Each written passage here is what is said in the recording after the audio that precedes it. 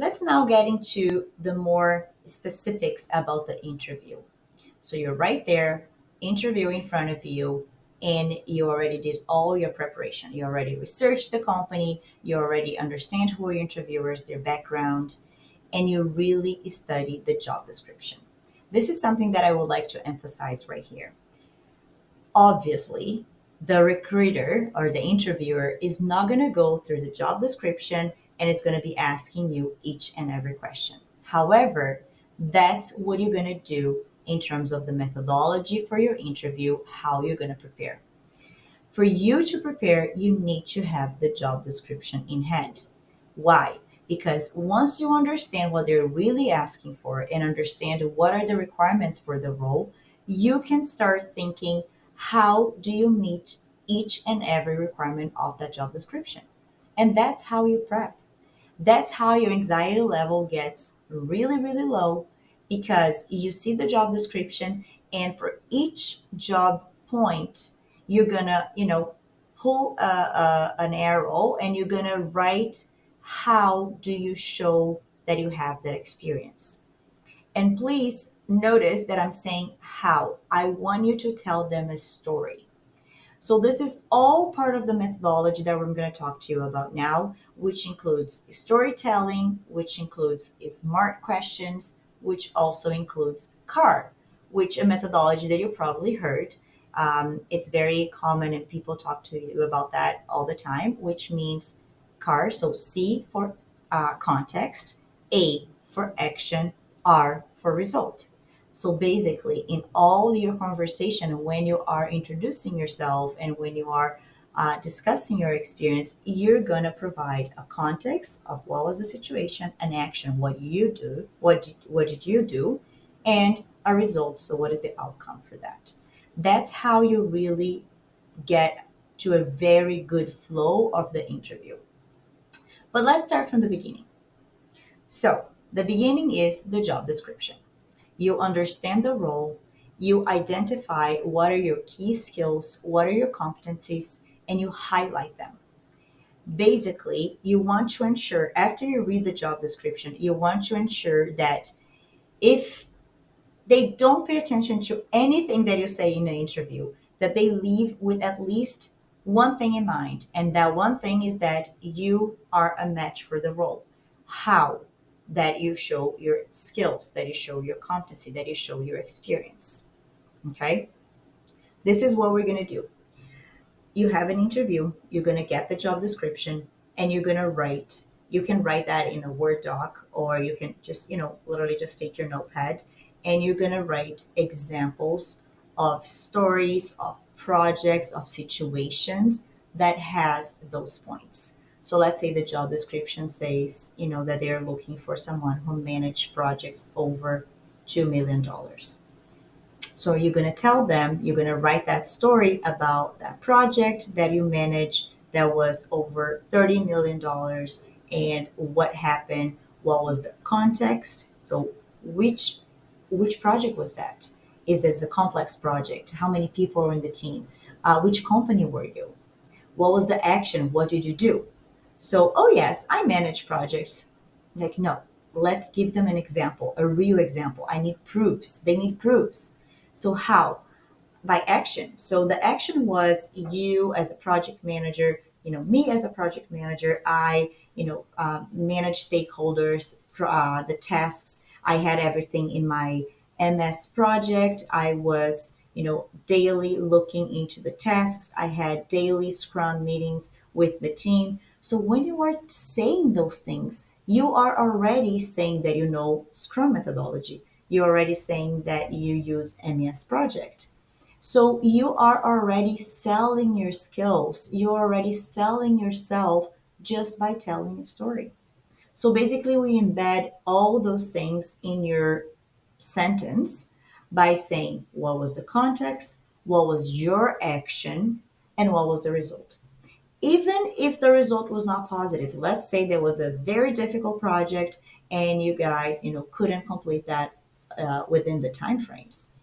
Even if the result was not positive, by showing your actions and showing what you did, you can turn that into a positive note. So once you go through the job description and you write an example for each bullet point, you're going to be over prepared. You're going to be more than prepared because again, no interviewer in on earth is actually going to go off each a bullet point. They have their questions. They have already their questions set up and they know what they're going to ask you. But if you are ready to answer any of those questions that might get to you, you feel confident and you know your story. That's what I want you to remember. It's your story. You're not lying. You're not making it up. You lived those things. You have experience in those things. So it's easy. You're telling people what you have done. It shouldn't be that hard.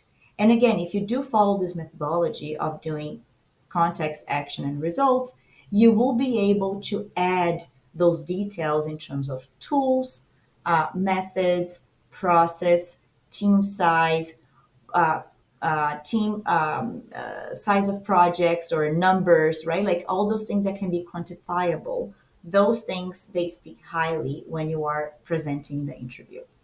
So again, first thing is job description, is understanding job description and linking each and every bullet point to a story.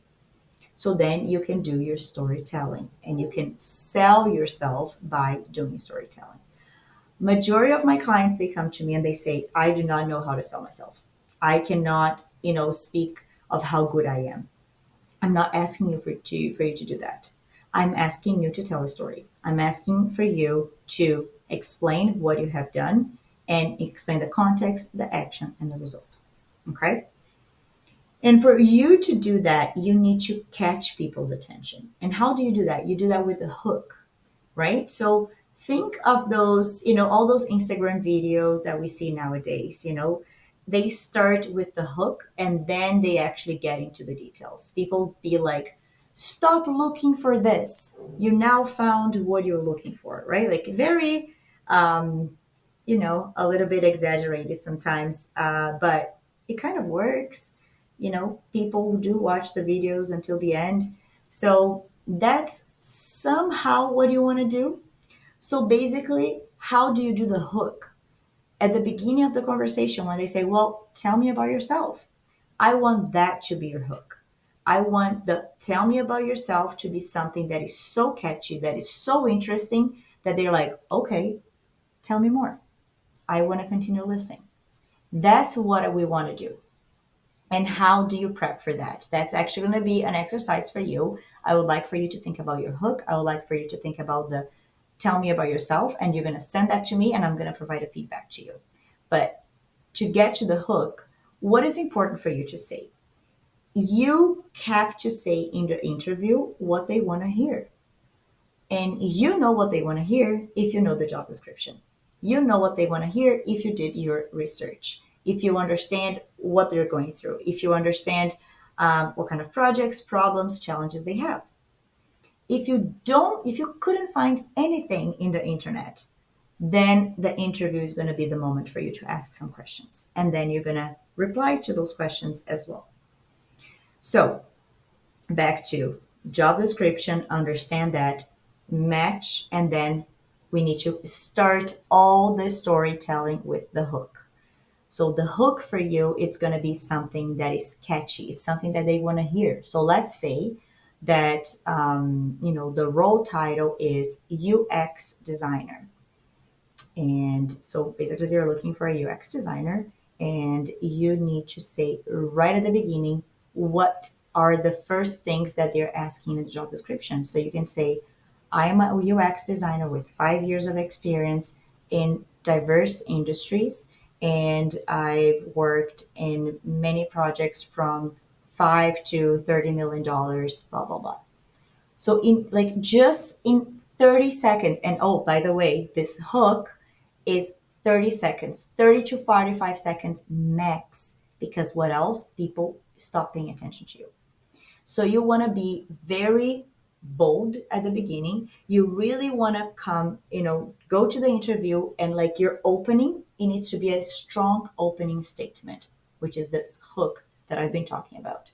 So once you do that strong statement about yourself, people will be like, okay, interested, keep talking. And then you're going to keep talking in a storytelling way. So again, they can ask you questions. Oh, do you have experience managing teams?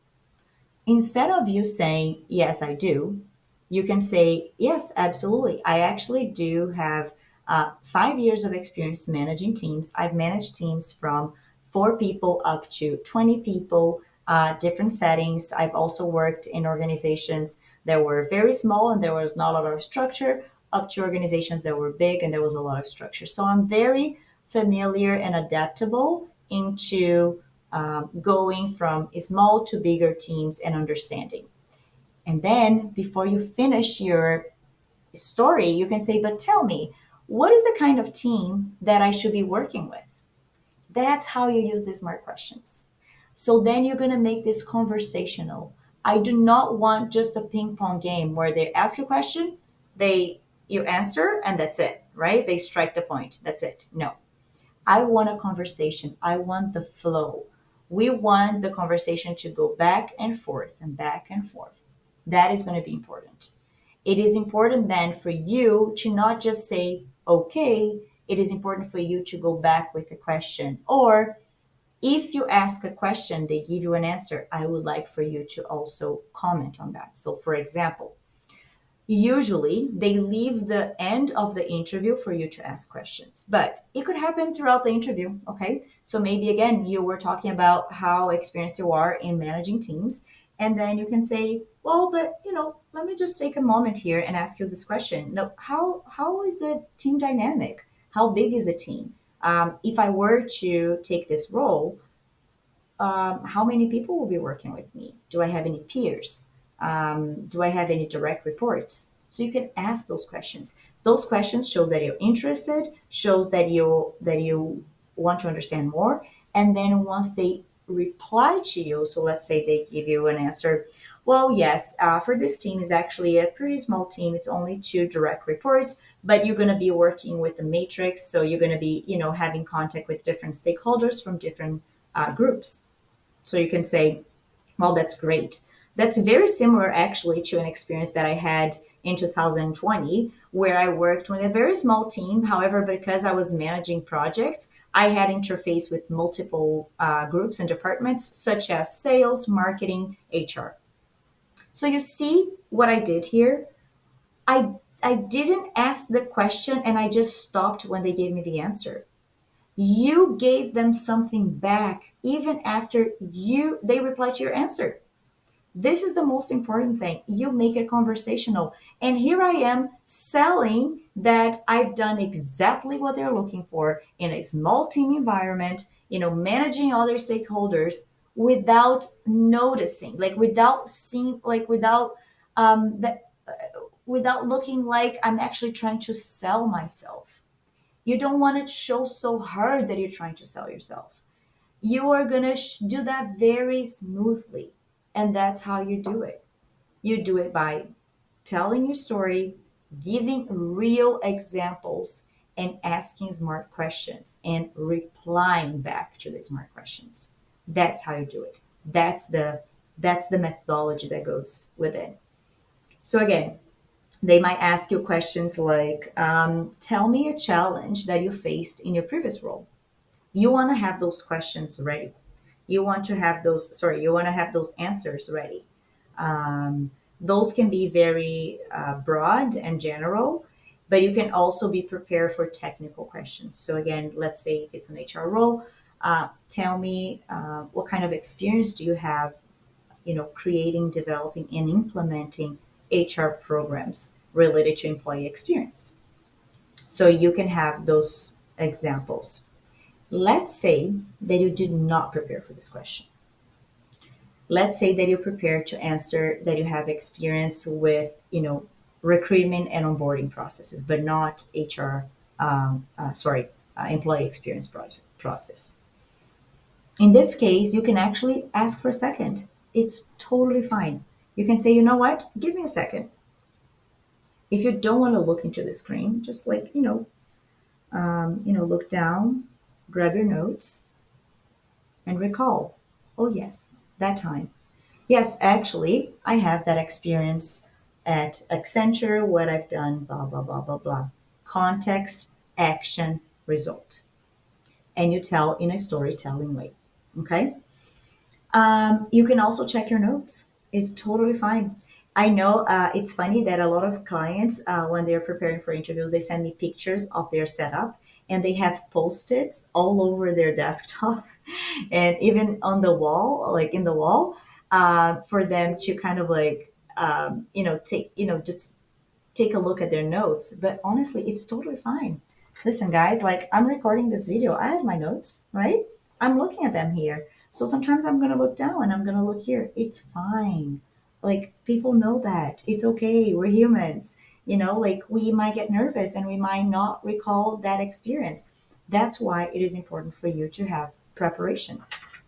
And because I believe you are aiming to a target role, that you have target roles or one role in your mind, you can even create a database of questions and answers for those questions.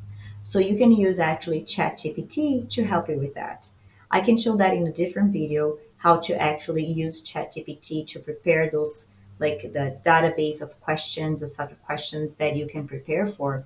And you can actually have a master document where you have, all those examples throughout your career where you show examples of, a challenge or something you did good, something they were recognized for, something that, that you were leading a team, or something that shows your technical expertise. So you can literally have a database with the question, what is your answer? Telling a story of the context, the action, and the result. And ensure that you have follow up questions. Ensure that you are prepared to ask smart questions, because when you ask those smart questions, you have the opportunity to give something back and you have the opportunity to show yourself, to show your skills, to show your expertise by answering the questions that, the insights that you're going to hear and listen like throughout the interview. So that's basically the methodology. I'm going to stop right here. And I would like for you to think about your hook. I would like for you to think about what is that 30 to 45 seconds information that you can give about themselves that people are going to get interested in knowing more. And, it can be something funny if that's part of your personality. You can show a little bit of personality right there. You can start, saying like, hey, I'm not your typical engineer. I'm more like a HR person than an engineer. You can say things like that. Like that's a hook. That's something that I'm like, okay, let me hear out this guy, right? Like, what is the situation here? So think about your hook, send me that, and I would like for you to also think about your database of questions and answers so you can get ready to rock in the interviews. And in the next video, I'm going to show you a little bit of how you can do that using ChatGPT. See you there.